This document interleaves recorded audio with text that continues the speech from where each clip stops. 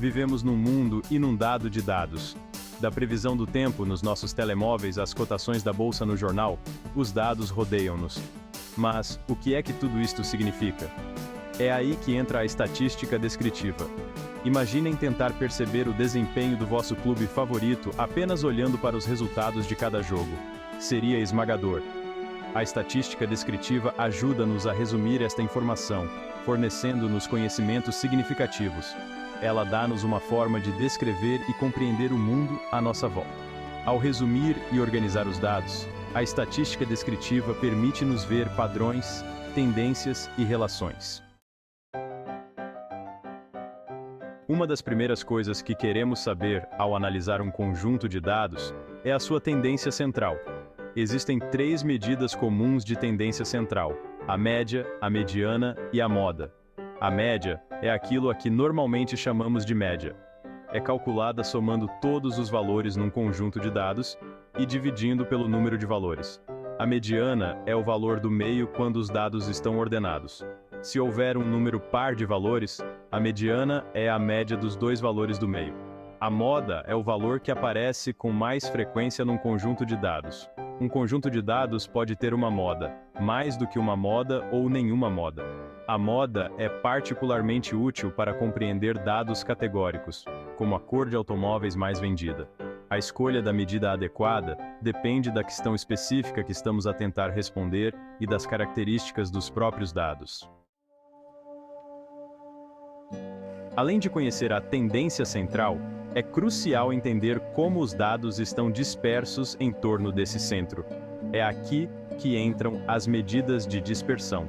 Uma medida simples de dispersão é a amplitude, que é a diferença entre os valores mais alto e mais baixo num conjunto de dados. Embora fácil de calcular, a amplitude é sensível a valores atípicos e não nos dá uma imagem completa de como os dados estão dispersos.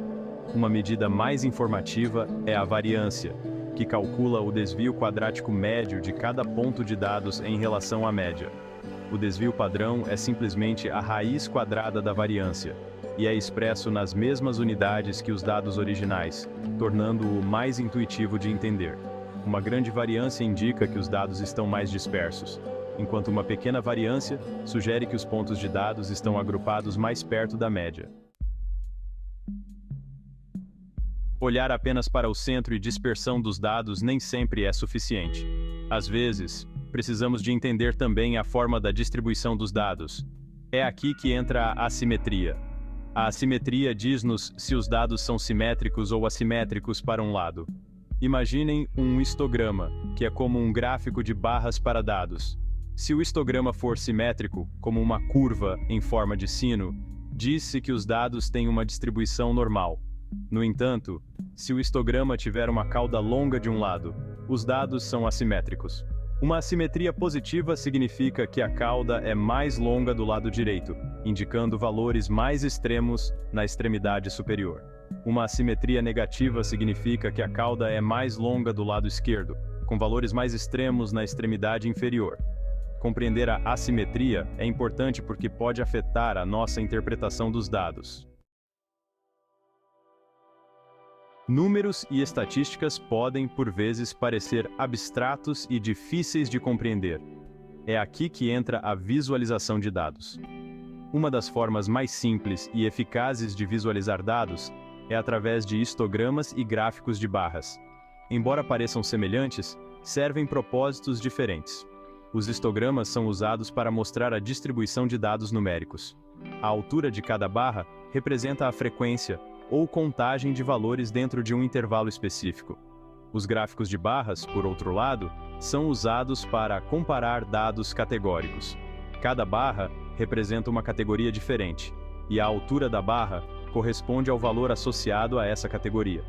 Tanto os histogramas como os gráficos de barras fornecem uma forma rápida e fácil de compreender o padrão geral dos dados. Embora os histogramas e os gráficos de barras sejam excelentes para visualizar distribuições e comparações, outros gráficos são mais adequados para fins específicos. Os gráficos de pizza, por exemplo, são úteis para mostrar proporções ou percentagens de um todo. Cada fatia da pizza representa uma categoria diferente, e o tamanho da fatia corresponde à sua proporção do total. Os diagramas de caixa, também conhecidos como diagramas de caixa e bigodes, fornecem um resumo visual da distribuição de dados numéricos. Eles mostram a mediana, os quartis e quaisquer valores atípicos num conjunto de dados. A caixa representa o intervalo interquartil, que contém os 50% centrais dos dados. Os bigodes estendem-se da caixa até aos valores mínimo e máximo, excluindo os valores atípicos. Os gráficos de dispersão ajudam-nos a identificar padrões, tendências e correlações entre variáveis. A estatística descritiva é frequentemente vista como o primeiro passo na análise de dados. Ao resumir e visualizar dados, ela fornece uma base para a posterior exploração e investigação. Ajuda-nos a identificar padrões, gerar hipóteses e orientar as nossas questões de pesquisa. A estatística descritiva é crucial para comunicar conhecimentos de dados a terceiros. Quando apresentada de forma eficaz, pode ajudar as partes interessadas a compreender informações complexas e a tomar decisões informadas. No entanto, é importante lembrar que a estatística descritiva apenas descreve os dados em questão. Para isso, precisamos de aventurar-nos no domínio da estatística inferencial. Em conclusão, a estatística descritiva é uma ferramenta essencial para quem quer compreender e interpretar dados. Fornece-nos uma estrutura para resumir, visualizar e comunicar conhecimentos de dados. Ao compreender os conceitos de tendência central, dispersão e forma, podemos obter uma compreensão mais profunda dos dados que encontramos.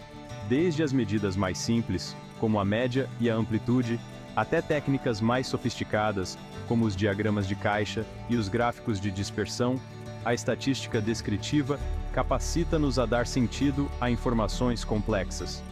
Permite-nos ver padrões, identificar tendências e comunicar histórias orientadas por dados. À medida que navegamos num mundo cada vez mais orientado por dados, compreender a estatística descritiva já não é um luxo, mas uma necessidade. Abracem o poder da estatística descritiva e desbloqueiem os conhecimentos que ela contém.